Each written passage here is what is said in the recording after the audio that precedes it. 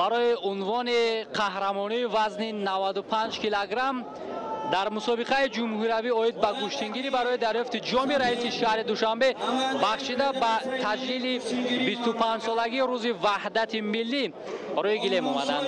از طرف دست راست داور با لباس‌های سفید کامرانشاه استوپیریان ولایت سوخت و از طرف دست چپ داور با لباس‌های سبز نماینده دسته شهر دوشنبه جهانگیر مجیدوف و با امر گیرت داور شروع میکنن رقابت رو هر دو این پهلوان و ما برخورد این دو ورزشگر رو در مرحله های نهایی مشاهده کرده بودیم که جهانگیر مجیدوف پیروزی به دست آورده بود. همکنون این رقابت برای هر دو هم خیلی مهم است و هر دو هم با عزم پیروزی با تلاش خیلی زیاد روی گلیم آمدن. اینجا یک حرکت کامرانشاه استوپیریان بود ولی به نتیجه.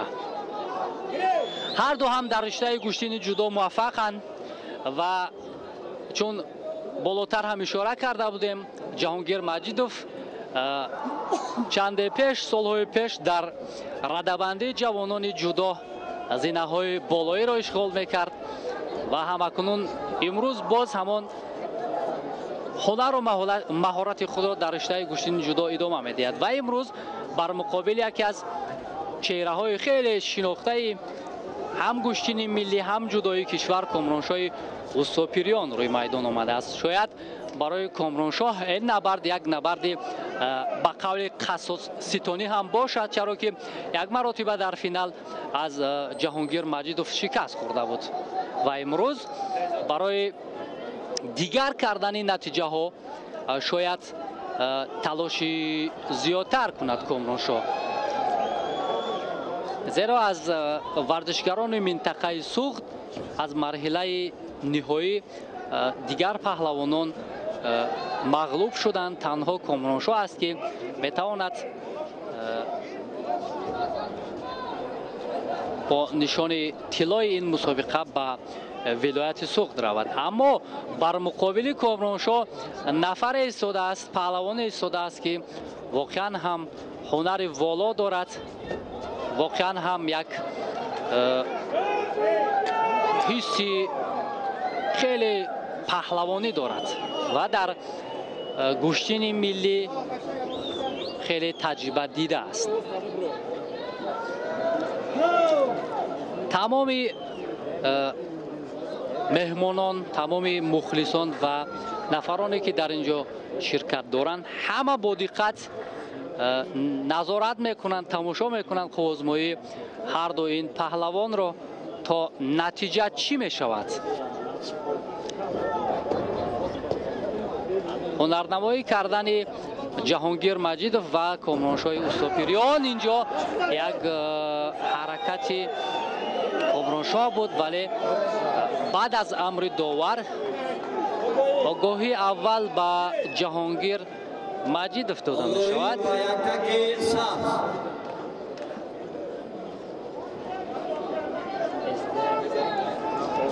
این آگاهی البته که بر ضرر جهانگیر خواهد بود، زیرا اگر کامرانشاه خود را فعالتر نشان دهد، آگاهی دوم اگر بر جهانگیر دهند پس به تنبیه مبادل می شود و کار برایش دشوارتر می شود. برادر کامرانشاه فریدون استوپیریان در آنجا در لب گلیم نشسته است و توصیه می‌دهد برای کامرانشاه و مربی جهانگیر مجیدوف هم در آنجا نشسته است، در اکران‌های ما و شما است و جهانگیر توصیه می‌دهد که چگونه باید رفت آزمایی را در اختیار بگیرد. تا نیمه شب ادامه کردن این مسابقه و ترک نکردن مخلصان این میدان را البته این گواهی از هنر و همون مهارت خیلی والای پهلوانان است و احترام گذاشتن به این میراث اجدادی است که آنها هم به پهلوانان هم به این عنعنات ملی ارج میگذارند و ترک اینجا نکرده رقابت ها را تماشا میکنند.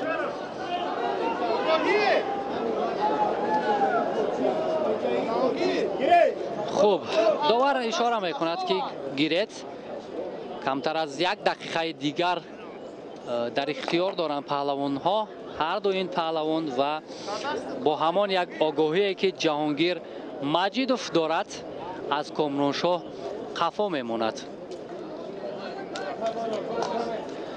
و دوستان عزیز، همان یک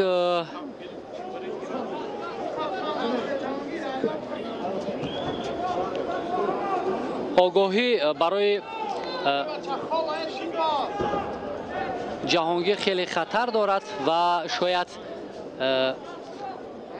اگر وقت ایلوگی هم با چنین نتیجه به انجام رسد، این بر سود کامرانشاه خواهد بود. برای همین جهانگیر را ضرور است که همان مجازاتی که برایش دارد کوشش کند که کامرانشاه را مجبور کند تا به اشتباه راه بدهد. اینجا داور مرکز اشاره میکند که باید کامرانشاه اوستوپیریان لباسهای ورزشی خود را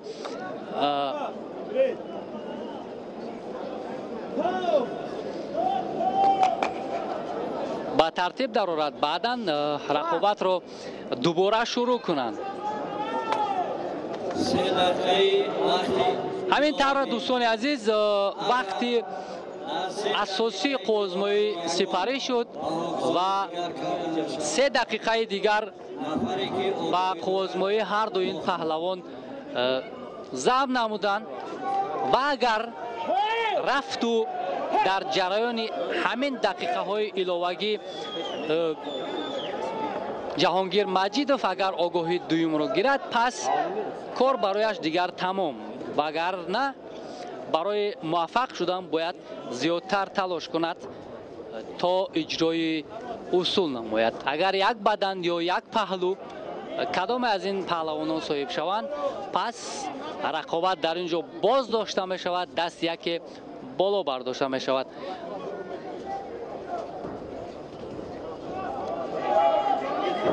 اینجا یک حرکتی کامرانشاه بود ولی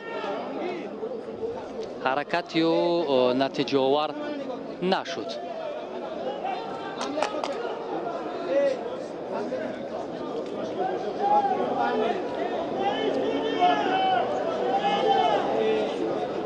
اینجا کامرانشاه یک لحظه به طبیبان احتیاج دارد و داور مرکز هم اشاره میکند که او باید یک لحظه به دکتران مراجعت کند.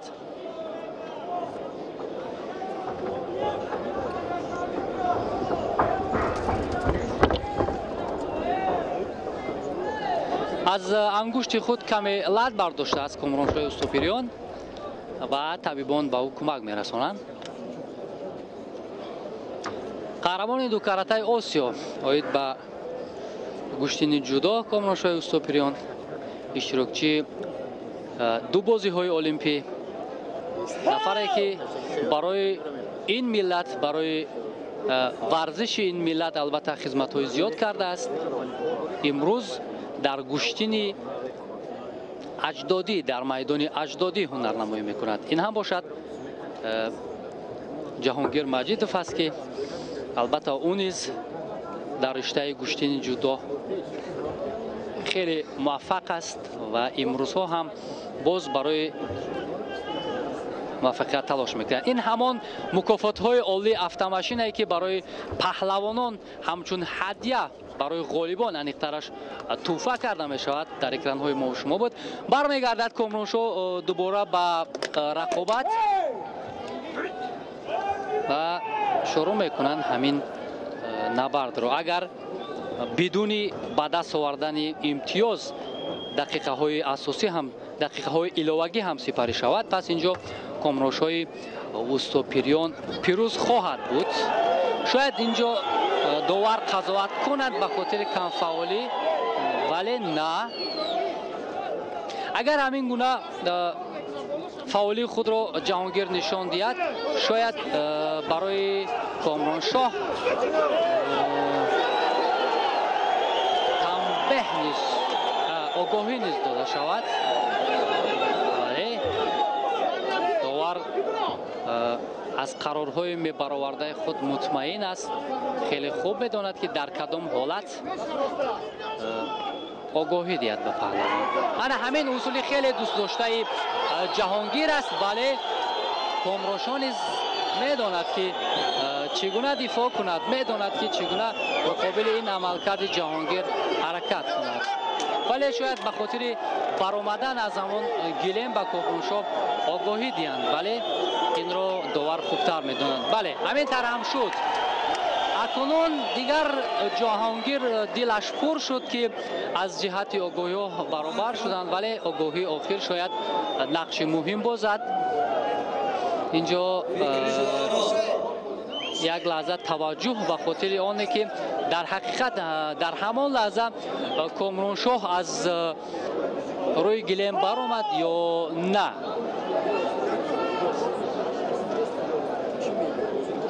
و داوران فکری یکدیگر را میشنوند و بعدا قرار میبرند که کامرانشاه آیا خود از روی گلیم برآمد یا زیر فشار جهانگیر.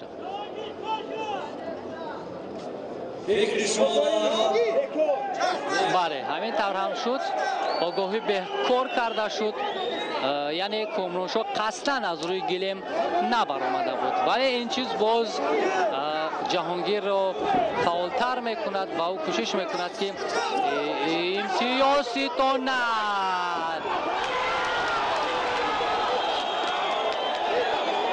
ولی این پرتاب چون هر دو هم خوشحالی میکنند، ولی داوران باز به نوارهای تکراری نیاز دارند و میخواهند که مطمئن شوند که همین پرتافت از جانب کی بود، کامرانشاه یا جهانگیر. خوب انا همین لحظه قبلا جهانگیر شروع کرد، بعدا پرتاف کرد، ولی اینجا حرکت جهانگیر بود.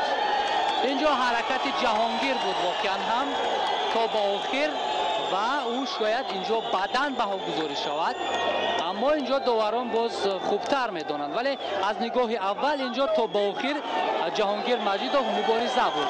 بله بدن است دوستان عزیز و جهانگیر مجیدوف مرتبه دوم در دور نهایی. نه باز اینجا بدن باز پس گرفته می شود، امر می شود که رقابت ادامه داده شود. اولا بدن به او گذاری کردند و باز بدن رو بکار کردند. خوب اینجا فعالی جهانگیر خوبتر می شود و او تلاش می کند که حریف رو مجبور کند که تسلیم شود، ولی کامرانشاه تجربه دیده میدان های بزرگ به زودی تسلیم نخواهد شد. بله دوستان عزیز همین طور هم شد. حرکت آخری جهانگیر مجیدوف که خیلی تیز و تند بود بالاخره توانست که آگاهی نوبتی به کامرانشاه داده شود و او تنبیه گیرد جهانگیر مجیدوف باشد. عنوان قهرمانی را در مسابقه جمهوری اوید به گوشینگیری برای دریافت جام رئیس شهر دوشنبه بخشیده به روز 25مین سالگرد وحدت ملی صاحب شود. البته یک رقابت خیلی دیدنی، یک رقابت خیلی مهم برای ما و شما اینجا به نمایش گذاشته شد و اینجا یک لحظه داوران هیئت مشاوره اینجا مصلحت میکنند و اشاره میکنند که اینجا شاید اشتباهی شده است، زیرا همین قرار برآورده داور روی گلیم نادرست بود و باز دوباره دعوت میکنند هر دو را تا از سر نو باز گوشتین گیرند.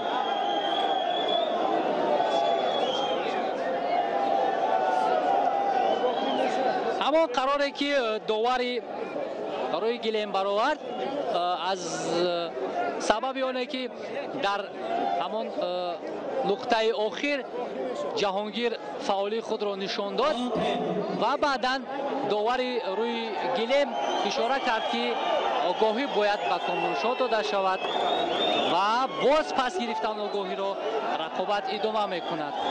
اکنون شانس دوباره برای کامرانشاه استوپیریان پیدا شد و هر دو آگاهی دارند، اما آگاهی آخر را کامرانشاه استوپیریان گرفته است.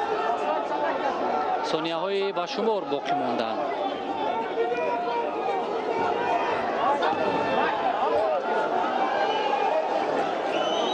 البته احترام می‌گذارم به یکدیگر و اگر همین ثانیه های باقی مانده با همین نتیجه پشت سر شود، اینجا جهانگیر مجیدوف پیروز خواهد شد. ولی کامرانشاه هم ببینید چگونه تلاش میکند، میخواهد که یک عملکرد جالبی را به انجام رساند یا پیشرفتی خود را نشان دهد. 8 ثانیه دیگر تقدیر این رقابت را حل میکند، ولی این 8 ثانیه اگر به اتمام رسد بر سود جهانگیر مجیدوف است.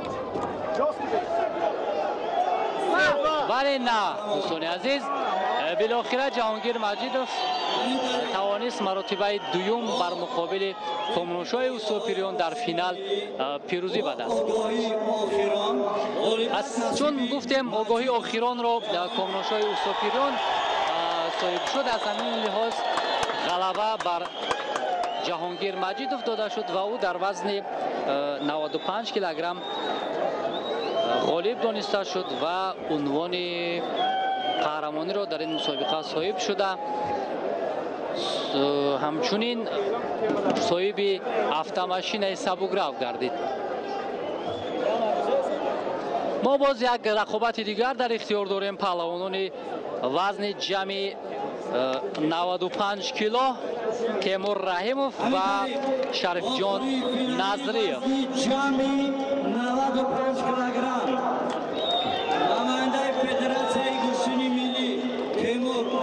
تیمور رحیموف امروز در این مسابقه فدراسیون گوشتین ملی را نمایندگی میکند و شریف جان نظریف باشد دسته خطلاندو را.